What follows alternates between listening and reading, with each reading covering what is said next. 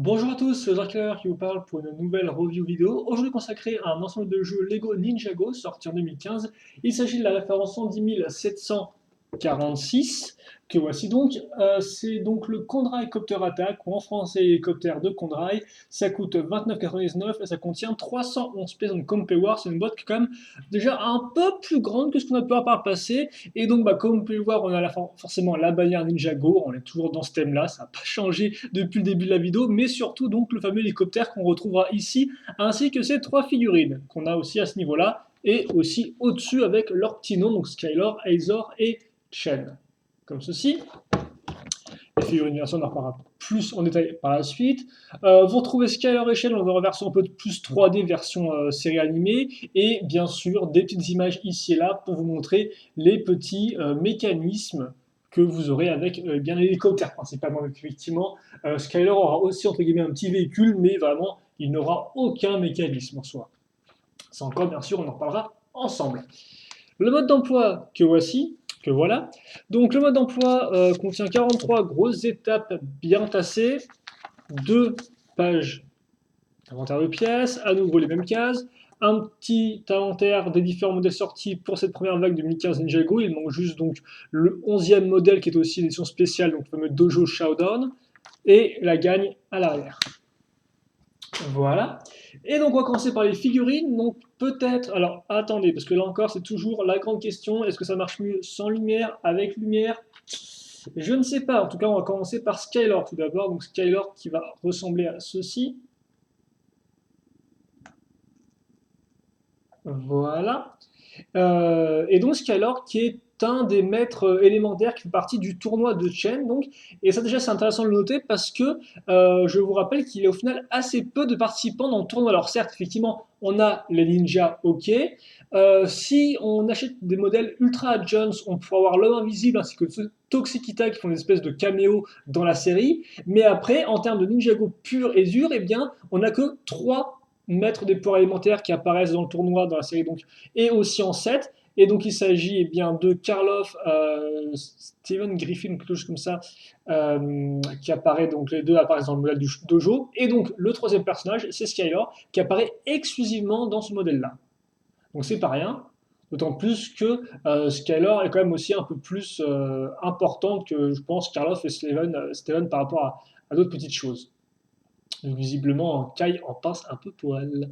Donc, comme on peut le voir, deux faces imprimées. Là encore, ça c'est repris dans la série, si je dis pas de bêtises, avec le bandeau sur les yeux. Et donc, comme on peut le voir, aussi, quand même, il faut le noter, seconde femme dans Ninjago, un peu parce qu'à moi j'ai dit des bêtises, mais en termes de jouets, on a une Nia, puis après on a une Nia et un peu que Nia. Donc, avant qu'il y ait des serpents, qui étaient des filles, il n'y en avait pas d'autres. Donc, c'est quand même plus sympathique d'en voir de nouvelles. Et elle vient. Alors, on va un peu décapiter là. C'est un peu dommage pour la seconde fine géo de décapiter. Donc, juste pour mettre effectivement son petit carquois de flèche, ainsi que sa cagoule. Donc, comme vous pouvez voir, elle a un vêtement qui est très proche de ceux des ninjas. Voilà, au niveau par exemple des projections des genoux, de la ceinture encore, ou encore bien sûr de l'indication sur la cagoule. Et elle a la petite arbalète argentée, comme ceci. Voilà. Donc, ensuite, eh bien, on va avoir Izor. Donc Izor qui est un personnage méchant, donc qui est un des cultistes Anacondrai. Et donc Izor qui est aussi exclusif à cette là, et Izor qui est aussi exclusif dans un certain sens parce que c'est le seul donc cultiste Anacondrai en 7, donc en jouet, qui a des vêtements un peu de civil. Donc comme vous pouvez le voir, il a le gilet et il ne vient pas, comme on peut remarquer, avec donc, son petit crâne de squelette, son petit crâne de serpent, mais vraiment une coupe de punk. Voilà. Et donc il faut le noter qu'effectivement dans la série, là encore, on a pas mal de cultistes qui ont des bonnets, qui ont des vêtements un peu de civil, leurs jeans, leurs vêtements, leurs vestes et tout. Et donc au final, Azor, c'est un peu le seul personnage qu'on a comme ça en jouet. Donc bon, là encore, si vous avez par exemple je sais pas moi, des marins pêcheurs Lego City, vous pouvez mettre leur bonnet sur des cultistes, hein, voilà, vous pouvez faire pareil. Mais c'est vrai que tel quel, dans cette Ninjago, eh bien il n'y a que Azor qui est comme ça. Donc comme d'ailleurs, chouette gilet avec le symbole du serpent et vraiment de qualité avec l'œil un peu en moins comme ça, le serpent ici, la mohawk, donc vraiment une sorte de punk et tout, un peu à l'état pur, et donc qui vient avec, bon, une arme un peu moins punk quand même, la fameuse lame Anacondrail, comme ceci. Voilà, donc je vous rappelle, hein, avec la tête de serpent qui mange le manche, et toujours le côté un peu bicolore. Enfin, troisième personnage qui n'est pas exclusif, mais néanmoins il reste assez même très important, c'est Chen, donc le fameux organisateur du concours, enfin de la compétition plutôt entre détenteurs de pouvoir élémentaire, ou plutôt maîtres de pouvoir élémentaire. Donc comme on peut le voir, il a un vêtement richement décoré. Alors les gens, par contre, j'ai un petit problème de décalage, comme on peut le voir, j'ai une sorte de bande bleue qui est décalée par rapport au reste, c'est un peu bizarre, je dois vous avouer. Mais mis à part ça, pas de problème. Et là encore, le sigle du serpent en dessous en doré à l'arrière, donc qui est plutôt classe. Et ce n'est pas tout, parce que Shen, quand même, il vient avec sa coiffe. Donc une belle coiffe avec le crâne de serpent, certes, mais comme vous pouvez le voir, aussi une sorte de cage un peu thoracique à l'arrière. Et aussi un serpent, donc, qui commence ici et qui finit là, avec la petite tête d'ailleurs, qui est bien moulée. Hein, vous pouvez voir le petit reflet, enfin le petit moulage des yeux. Donc ça, c'est vraiment bien pensé. Donc voilà pour Chen, les nouveaux armes, comme vous pouvez le voir, il vient avec juste une simple, voilà, une simple nouvelle griffe, entre guillemets, pas grand chose spécialement exceptionnel là-dedans.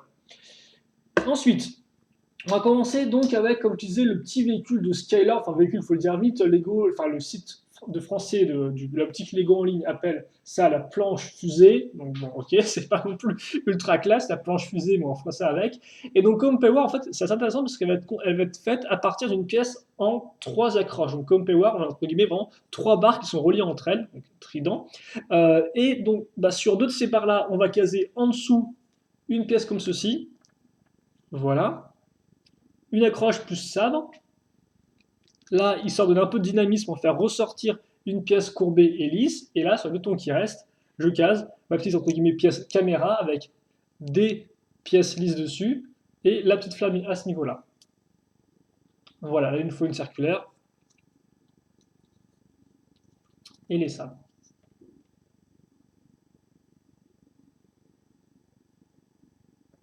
Comme ça. Voilà.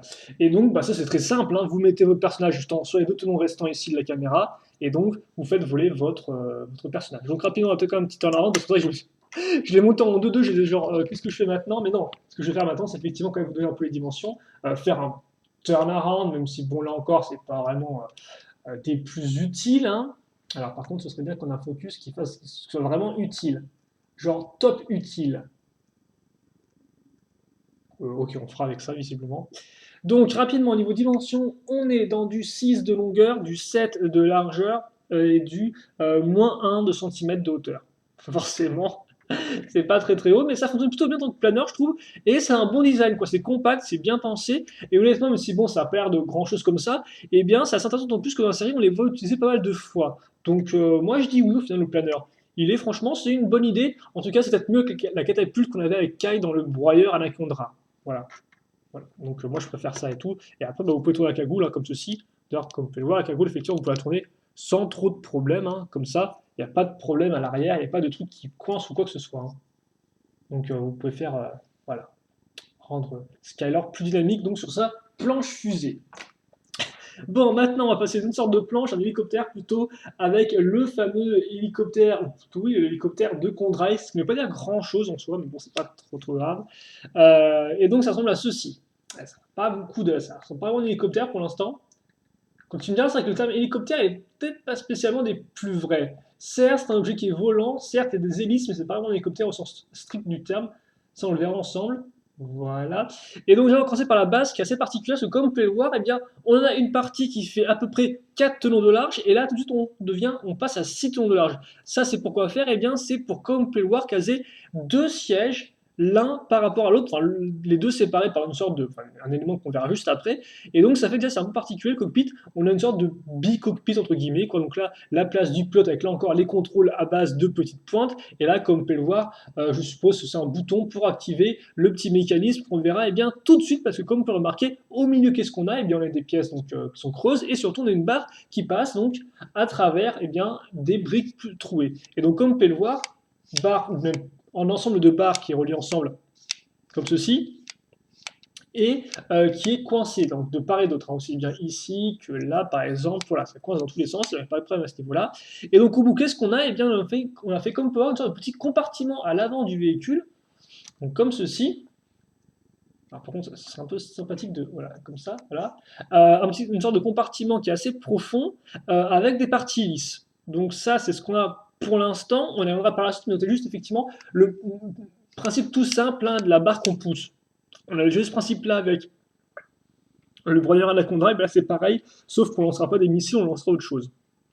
Pour l'instant, je vais en revenir rapidement sur les côtés de mon véhicule. Donc comme port, j'ai plein de tenons qui sont bien accueillants. Donc déjà, ici on aura une série de pointes, voilà. Et là, on aura une série, alors non pas de pointes, mais de pièces courbées et un peu pentues, comme ceci. Bien sûr, vous noterez le schéma de couleurs, toujours dans les beiges, les marrons, les gris un peu plus foncés et les blancs pour les différentes pièces d'os. Donc, on a ça pour l'instant, c'est un début.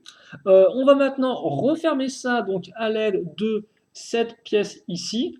Donc comme on peut le voir, on aura des stickers pour faire en fait les yeux de notre serpent, parce que ce sera donc l'avant du véhicule, et donc on aura à nouveau eh bien, une tête de serpent, donc je mets ça ici pour l'instant. Voilà. Puis on va, je pense qu'on va directement, alors, ok, donc voilà, on a mis ça pour l'instant, on fait un titre de serpent juste après. Pour l'instant, s'intéresser à cette partie, la seconde partie la plus importante du modèle, c'est toute l'espèce de partie un peu super. Donc comme vous pouvez le voir, c'est grand, hein, donc une bonne grande plaque ici. Au niveau décoration, on notera principalement les os sur les côtés, donc aussi bien ici que là, c'est pareil, c'est symétrique. Et à l'arrière, donc la petite hélice qui va bien, comme vous pouvez le voir, ainsi que comme pour remarquer, un corps squelette plus une grande pointe, donc qui va donner un peu de diagonale à l'ensemble et donc rendre le modèle plus dynamique, tout comme les pièces bleues comme Power qui amènent un peu plus de couleurs et de formes courbées, et les petites dents aussi qui remontent un peu comme ça, donc vraiment une jolie décoration à l'arrière. Vous noterez aussi, assez intéressant, la multitude de pièces 2x2 avec juste un tenon en leur centre, comme ceci, et donc ça effectivement on se sert pour caser la pièce là. Et donc encore très propre, très lisse, tout en longueur, donc ça va vraiment rajouter un peu la souhait et la longueur à l'ensemble du modèle. On note aussi quand même rapidement là les différentes pièces d'accroche utilisées qui sont quand même assez peu communes, parce que là par exemple on aura une sorte d'arche comme vous pouvez le voir, là la pièce un peu en S, et là donc des pièces creuses sur les côtés. Donc ils permettront quand même un peu d'élargir un peu cette partie-là, et donc vraiment donner une forme particulière comme vous pouvez le voir au haut du modèle, aussi bien aux côtés. Ensuite, je vais avoir besoin des pièces comme ça, latérales. Pas grand chose à dire là-dessus, vous noterez juste la pièce d'accroche crantée, donc rotation, et là, le petit lance-missile. Donc en fait, lance-missile, il faut dire vite, hein, vous avez votre doigt, vous appuyez sur le missile et ça lance le missile, c'est un lance-missile. Parce qu'effectivement, cette pièce-là est faite pour aller dans les trous circulaires comme ceci. Donc voilà, c'est vraiment le truc en plus. Après, pour le reste, une sorte de pièce partie en T, comme vous pouvez le voir, ou en L, comme vous préférez, différentes plaques, différentes briques, hein, donc à nouveau du violet, un petit sticker qui va bien, on retrouve les pointes et le même type de pièces que au-dessus de l'hélicoptère, idem pour l'hélice d'ailleurs, donc on a vraiment une sorte de rappel de forme et rappel de pièces tout au long du modèle, tout du moins sur les parties latérales et au centre arrière du modèle, et on notera aussi ici la petite pièce charnière donc qui permet de faire ça. Voilà. Et donc, qui permet de faire des trucs comme ça, ouais, je sais pas, je pense que c'est plus pour donner une forme un peu en biais à l'ensemble qu'autre chose. On va en faire deux, ça, et les relier donc sur voilà, la structure noire. Ensuite, ça, je vais le mettre en dessous, comme ceci. Et donc, une fois que ça c'est fait, eh bien, cette partie-là va se mettre ici, et cette partie-là va se mettre en fait ici et là. Donc, comme ceci. Vous pouvez bien le voir à l'avant et aussi un peu à l'arrière, comme ça. Voilà. Et là, au final, eh bien, j'ai presque fini mon hélicoptère. C'est pas non plus ultra compliqué, comme vous pouvez le voir. Il me reste plus qu'à mettre donc cette pièce-là qui est bien particulière. On retrouvera à nouveau le corps de squelette plus à la place dans le cou une pointe, ce qui est bon, un peu violent dit comme ça, mais c'est le cas. Hein. Et ça, donc, on le met ici. Là encore, on a une petite pièce pentue pour nous aider un peu à mettre de biais la pièce, une pièce charnière, voilà, comme ceci. Et donc, eh bien, notre hélicoptère est au final presque fini. Donc, comme vous pouvez le voir, c'est pas si compliqué que ça. Il ne reste plus qu'à prendre donc un filet que je vais plier en 4. Vous pouvez le plier en plus si vous voulez, mais voilà, par exemple, comme ceci, ça devrait faire, je pense, l'affaire. C'est pour ça que je le replie 3 fois, mais c'est pas grave, c'est pas grave. Alors, comme ceci. Ah, par contre, c'est peut-être un peu trop plié, j'ai essayé quelque chose, attendez. Bah voilà, j'ai peut-être un peu trop plié, je pense. Donc, en 4 pour l'instant. Ça devrait faire amplement l'affaire, je pense.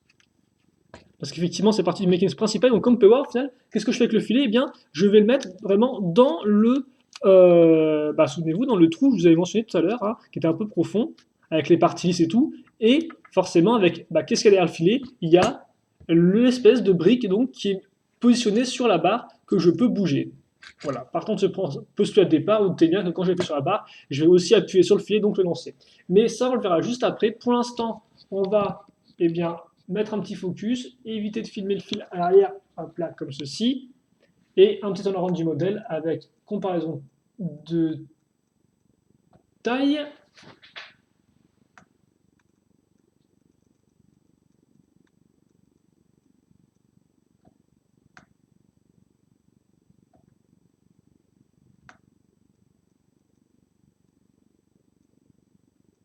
Voilà, ça va faire affaire, comme ceci. Allez, c'est parti. Donc, niveau dimension, on est dans du 6 cm de hauteur, du 29 de longueur et du 22 de largeur. Donc, comme on peut le voir, c'est pas non plus rien, hein, ça fait quand même une certaine taille. Vous noterez par contre effectivement que la pièce ici ne va pas au maximum contre les tenons, hein. Donc on a une sorte de petite ouverture, ce qui pourra peut-être en déplaire à certains perfectionnistes, hein, c'est possible. Je pense aussi à eux, c'est pour ça que je mentionne. Voilà, donc comme on part de côté, 3/4 arrière, toujours assez fun comme pose pour un hélicoptère avec l'hélice qui rend bien. Donc on part rend des parties latérales qui sont assez imposantes, alors pas non plus ultra larges, ultra épaisses, hein, mais qui sont bien présentes.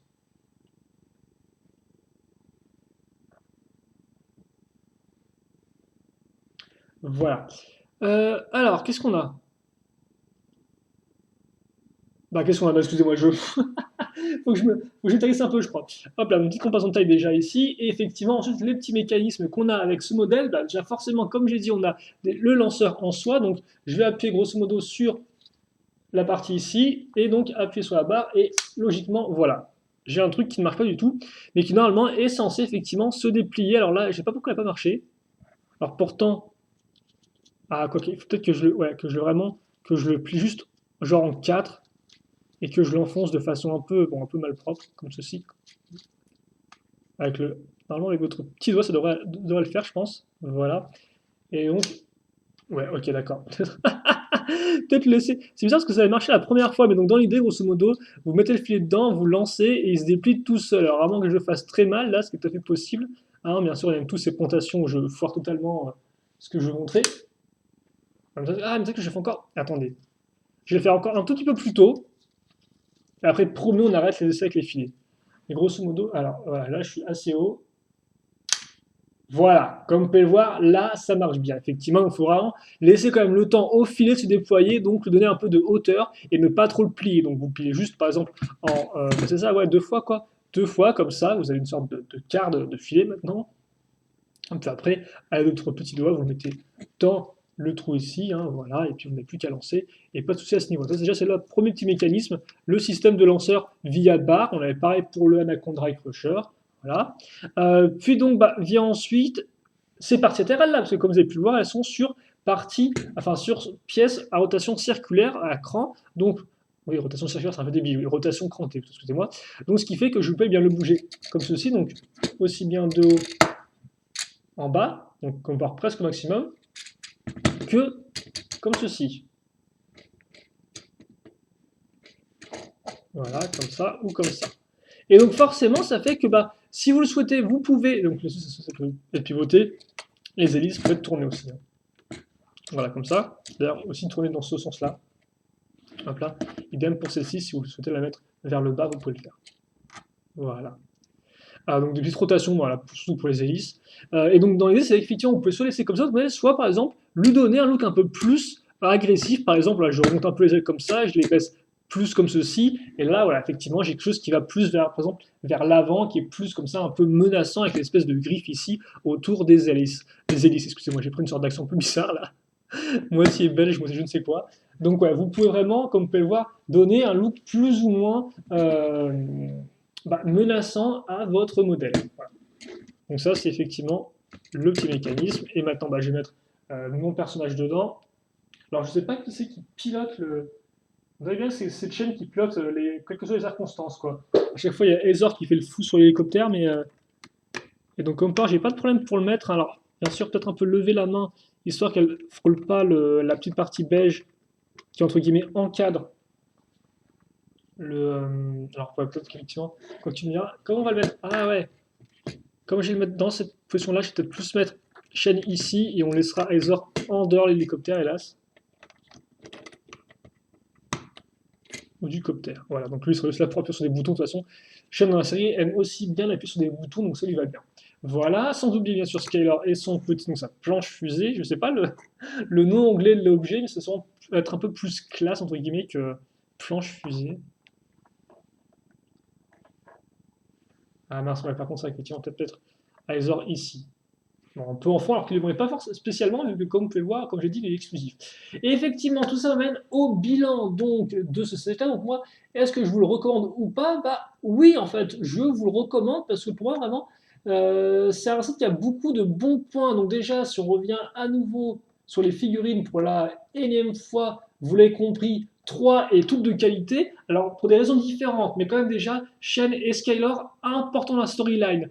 Skylar, important dans la storyline est exclusif à ce modèle-là, et Aether, donc bon, portant moi quoi, mais grosso modo qui est quand même là aussi exclusif à ce modèle-là, tout comme Skylar.